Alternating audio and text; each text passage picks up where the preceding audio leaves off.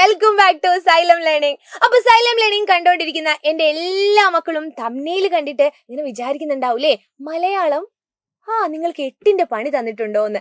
ഉണ്ടോ ഉണ്ടോ ഉണ്ടോ? എന്താണ് ഈ 8ന്റെ പണി? മലയാളം എന്ന് കേൾക്കുമ്പോ തന്നെ ചിലർ എന്ത് വിചാരിക്കും? അയ്യോ, എനിക്കിത് പഠിക്കാൻ പറ്റില്ല എന്നൊരു മുഖമൊക്കെ ചുളിച്ചുകൊണ്ടായിരിക്കും ചിലപ്പോൾ ചിലര് ക്ലാസ്സിലിരിക്കുന്നത് അല്ലേ. എനിക്കിപ്പോൾ മലയാളം ഇഷ്ടമായത് കൊണ്ട് എനിക്ക് മലയാളത്തിന്റെ എല്ലാ ക്ലാസ്സും ഇഷ്ടമായിരുന്നു എന്ന് വെച്ച് ബാക്കി എല്ലാവർക്കും അങ്ങനെ ആവണമെന്നില്ലല്ലോ. ഓരോരുത്തർക്കും ഓരോ ഇഷ്ടം ഉണ്ടാവും അല്ലേ.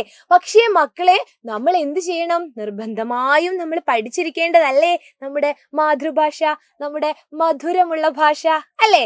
അപ്പോ ഈ മലയാളത്തിന്റെ പരീക്ഷയ്ക്കൊക്കെ 8ന്റെ പണി കിട്ടാതിരിക്കാനുള്ള ഒരു സൂത്രമായിട്ടാണ് ടീച്ചറെ ഇന്ന് വന്നിരിക്കുന്നത്. മറ്റൊന്നല്ല, എല്ലാവരും ശ്രദ്ധിച്ച് കേൾക്കില്ലേ?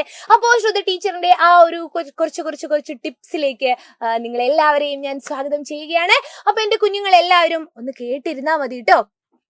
എല്ലാ വിഷയവും പഠിക്കുന്നത് പോലെ നമ്മൾ മലയാളവും പഠിക്കാനിരിക്കും അല്ലേ.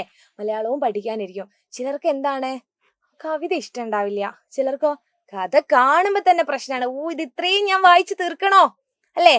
ലേഖനാകുമ്പോ കട്ടിയുള്ള ഭാഷ, ഇതൊക്കെ എങ്ങനെയാ ഞാൻ വായിക്കണ്ടേ? യാത്രാ വിവരണം ചിലപ്പോൾ എല്ലാവർക്കും ഇഷ്ടമായിരിക്കും. കാരണം പല സ്ഥലത്തുമുള്ള കാര്യങ്ങള്, പല സ്ഥലത്തുള്ള വിശദമായ വിവരങ്ങൾ നമ്മളിലേക്ക് ഇങ്ങനെ എത്തുകയാണ് അല്ലേ. അപ്പൊ നിങ്ങളുടെ മനസ്സിൽ ലഡു പൊട്ടും. അടുത്ത വെക്കേഷന് അച്ഛനോട് അവിടെ പോകാൻ പറയാം എന്നൊക്കെയുള്ള ഒരു ചിന്ത ഉണ്ടാവും യാത്രാ വിവരണം വായിക്കുമ്പോ. ബാക്കിയെല്ലാം ഇത്തിരി സീനായിരിക്കും അല്ലേ. കവിത കേൾക്കുമ്പോ തന്നെ ഇതൊന്ന് നിർത്തോന്ന് ചോദിക്കുന്നവരുണ്ടാവില്ലേ? ഇതാണ് നമ്മള് പ്രശ്നം, മലയാളത്തോടുള്ള സമീപനം അല്ലേ. എന്റെ മക്കള് മുൻപ് കുറെ ചെറുതായിരിക്കുന്ന സമയത്ത്, ഇപ്പൊ വായിക്കാറുണ്ടോന്ന് അറിയില്ല, ചെറുതായിരിക്കുന്ന സമയത്ത് ബാലരമ, ബാലഭൂമി, പൂമ്പാറ്റ, യുറീക്ക, മിന്നാ മിന്നി, കളിക്കുടുക്ക, ഇതൊക്കെ നിങ്ങൾ വായിച്ചിട്ടുണ്ടോ? ഞാൻ വായിച്ചിട്ടുണ്ട് കേട്ടോ. നല്ല രസാണ്. ജമ്പനും തുമ്പനൊക്കെ ഓർമ്മയുണ്ടോ? ഒരു ചിത്രകഥയായിരുന്നു അല്ലെ. അതുപോലെ ഒരുപാട് മായാവിയുടെ കഥയെല്ലാം നിങ്ങൾക്ക് ഞാൻ പറഞ്ഞു തരണ്ടല്ലോ. അതൊക്കെ വായിച്ച് വന്ന മക്കളെ പെട്ടെന്ന് വായന അങ്ങ് നിർത്തിപ്പോയിട്ടുണ്ടോ? ഞാൻ കുറച്ച് വലുതായില്ലേ, ഇതൊക്കെ വായിക്കാൻ ഇനി പറ്റുമോ എന്നൊക്കെ കരുതിയിട്ട് നിങ്ങൾ പലരും അതൊക്കെ മാറ്റി വെച്ചിട്ടുണ്ടാവൂലേ. ഇനി ഞാൻ നല്ല നോവലുകളും കഥകളും കവിതാ സമാഹാരമൊക്കെയാണ് വായിക്കേണ്ടത് എന്ന് ചിന്തിക്കുന്നവരുണ്ടോ? അപ്പൊ മലയാളം ബുദ്ധിമുട്ടുള്ളവരെന്ത് ചെയ്യാന്നറിയോ? പഴയ ബാലരമയും ബാലഭൂമിയും ഒക്കെ എവിടെയെങ്കിലും കിട്ടുമെങ്കിൽ, അല്ലെങ്കിൽ വീട്ടിൽ തന്നെ ഉണ്ടെങ്കിൽ അതൊന്നും വേണ്ട, നമ്മളെ പിന്നെ ബസ് സ്റ്റാൻഡിലൊക്കെ നമുക്ക് കിട്ടും ഇങ്ങനെ പഴയ ബുക്സ് ഒക്കെ വിൽക്കുന്ന സ്ഥലം. അവിടെ പോയിട്ട് കുറച്ച് ബാലരമയും ബാലഭൂമിയും ഒക്കെ പോകുന്ന സമയത്ത് വാങ്ങിയാൽ മതി, ഇതിനായിട്ട് പോകണ്ട. എന്നിട്ട് എന്ത് ചെയ്യാ, ഇടയ്ക്ക് ഒന്ന് വായിച്ചു നോക്കുക. പഴയ കാലത്തിലേക്ക് പോവുകയും ചെയ്യാം. ഒരു രസമാണ്, അതൊക്കെ രസകരമായിട്ട് നമ്മളിലേക്ക് ഭാഷ എങ്ങനെ എത്തിച്ചേരും. പിന്നെ മെയിൻ ആയിട്ടുള്ള ഒരു പ്രശ്നം എന്താ വരാന്നറിയോ? ഇനിയിപ്പോ 1-2 മാസം കഴിഞ്ഞാൽ എന്തുണ്ടാവും? തീർച്ചയായും ഫസ്റ്റ് ടേം എക്സാമിനേഷൻ നടക്കൂലേ. പരീക്ഷയ്ക്ക് വേണ്ടി മാത്രം മലയാളം പഠിക്കരുതെന്ന് ടീച്ചർ പറയാറുണ്ടേ. എങ്കിലും ടീച്ചർ പറയാണ്, നിങ്ങൾ പരീക്ഷ എല്ലാവരും എഴുതേണ്ടി വരുമല്ലോ അല്ലേ. പ്രോഗ്രസ് കാർഡിൽ ഒപ്പിടാൻ വരുമ്പോ അച്ഛന്റെ അമ്മേന്റെ മുഖം എന്തുണ്ടാവും? കടന്നൽ കുത്തിയ പോലെ ഉണ്ടാവും. എന്താ? മലയാളത്തിന് മാർക്ക് കുറവാണ്, സീനാണ്. അപ്പൊ നിങ്ങൾ എന്താ പറയാ? അത് മലയാളത്തില് എനിക്ക് ടീച്ചർ ഇഷ്ടമല്ല, അല്ലെങ്കിൽ മലയാളത്തിന് ആസ്വാദനക്കുറിപ്പ് എഴുതാൻ അറിയില്ല. വർണ്ണന എന്താന്ന് എങ്ങനെയാ ഞാനത് മനസ്സിലാക്കേണ്ടത്? ചിലതില് ആസ്വാദനക്കുറിപ്പ് ഉണ്ടാവും, ചിലതിൽ അനുഭവക്കുറിപ്പ് ഉണ്ടാവും, വിവരണം എഴുതാൻ പറയേണ്ട അല്ലെ, നിവേദനം തയ്യാറാക്കാൻ പറയും. അങ്ങനെ ഒരുപാട് ചോദ്യങ്ങൾ. അമ്മ, ഇതൊക്കെ ഞാൻ എങ്ങനെയാ പഠിക്കുക? ഇതൊക്കെ വളരെ സിമ്പിൾ അല്ലേ. ഭാഷ പഠിച്ചു കഴിഞ്ഞാൽ, മലയാളത്തെ ഇഷ്ടപ്പെട്ടു കഴിഞ്ഞാൽ ഇതൊക്കെ വളരെ ഭംഗിയായിട്ട് നമുക്ക് എന്ത് ചെയ്യാൻ പറ്റും? നമുക്ക് വളരെ എളുപ്പത്തിൽ എഴുതി വെക്കാൻ പറ്റും. പിന്നെ നിങ്ങൾ പത്രം വായിക്കാറുണ്ടോ? സ്പോർട്സ് പേജ് ആയിരിക്കും അല്ലേ. ഇല്ലെങ്കിലോ വലിയ അക്ഷരത്തിൽ എഴുതിയ ചില വാർത്തകളൊക്കെ ഹെഡ്ലൈൻസ് മാത്രം വായിച്ച് നിങ്ങൾ അങ്ങ് മാറ്റി വെക്കും. അതിനൊരു എഡിറ്റോറിയൽ പേജ് ഉണ്ട് കേട്ടോ. എഡിറ്റോറിയൽ പേജ് എന്ന് പറയുമ്പോൾ ഫസ്റ്റ് നമ്മുടെ പേജ് കഴിഞ്ഞിട്ടുള്ള ഒരു പേജിന്റെ ഒരു ഏത് ഭാഗത്താ? വലതു ഭാഗത്തായിട്ടായിരിക്കും കാണാറ് അല്ലേ. നിങ്ങളൊന്ന് നോക്കൂ. ഇന്നൊരു വീട്ടിലെ പത്രം എടുത്തിട്ട് ഇതിന്റെ എഡിറ്റോറിയൽ എവിടെയാണുള്ളത് എന്ന്. അതിങ്ങനെ നീണ്ടു കിടക്കുന്നത് കൊണ്ട് വായിക്കാൻ വലിയ മടിയായിരിക്കും. പക്ഷെ ഒന്ന് ശ്രമിച്ചു നോക്ക്.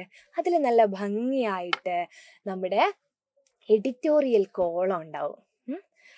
നമ്മുടെ ഈ സമൂഹത്തിൽ അല്ലെങ്കിൽ റീസെന്റ് ആയിട്ട് ആനുകാലികമായിട്ട് നടക്കുന്ന കാര്യങ്ങളെ കുറിച്ചൊക്കെ ആയിരിക്കും പൊതുവായിട്ട് ഒരു ഒരു വിവരണം നല്ല ഭംഗിയായിട്ട് എഴുതി വെച്ചിട്ടുണ്ടാവും. ഓരോ പത്രത്തിന്റെയും സവിശേഷതയാണത് കേട്ടോ.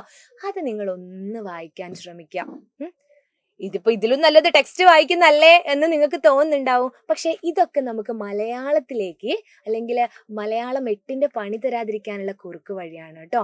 പിന്നെ വേറൊരു കാര്യം എന്താ അറിയോ? ഡയറി എഴുതണം. ഡയറി എഴുതൊക്കെ ഞാൻ പണ്ടേ നിർത്തിയതാ എന്നാണ് നിങ്ങൾ പറയാൻ പോകുന്നതെങ്കിൽ എന്ത് ചെയ്യാ? അതൊക്കെ അങ്ങ് മാറ്റി വെക്കുക. ഡയറി എഴുതുന്നതിന് ഒരു ചമ്മലും വിചാരിക്കേണ്ട. ഇപ്പോഴും അല്ലെങ്കിൽ ഒരുപാട് കാലം കഴിഞ്ഞാലും നിങ്ങൾക്ക് ആ ഡയറി ഒക്കെ എടുത്ത് വായിച്ചു നോക്കാൻ പറ്റും. അപ്പൊ ഇപ്പൊ എഴുതുന്നതുകൊണ്ടുള്ള ഗുണം എന്താണ്? നിങ്ങളുടെ ഭാഷയാണ് വികസിക്കുന്നത്, നിങ്ങളുടെ ചിന്തയാണ് വളരുന്നത്, നിങ്ങളുടെ ഭാവനയാണ് അതിമനോഹരമായിട്ട് ഇങ്ങനെ ഭൂമിയിൽ നിന്ന് ആകാശത്തേക്ക് പറക്കുന്നത്. അപ്പൊ എൻ്റെ മക്കൾ എന്ത് ചെയ്യാ?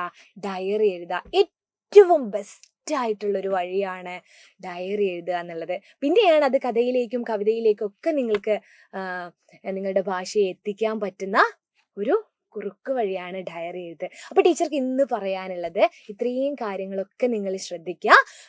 തുടക്കം തന്നെ നമ്മൾ ഇങ്ങനത്തെ കാര്യങ്ങളൊക്കെ ആദ്യത്തെ 1-2 ആഴ്ച അല്ലെ 2-3 ആഴ്ച ഒന്ന് ശ്രദ്ധിച്ചാൽ മതി. മറ്റു വിഷയങ്ങൾക്കൊപ്പം തന്നെ എത്താൻ കഴിയുന്ന ഒരു മനോഹരമായ വിഷയമാണ് മലയാളം എന്ന് പറയുന്നത്. അപ്പൊ എൻ്റെ കുഞ്ഞുങ്ങൾ എല്ലാവരും എന്ത് ചെയ്യാ?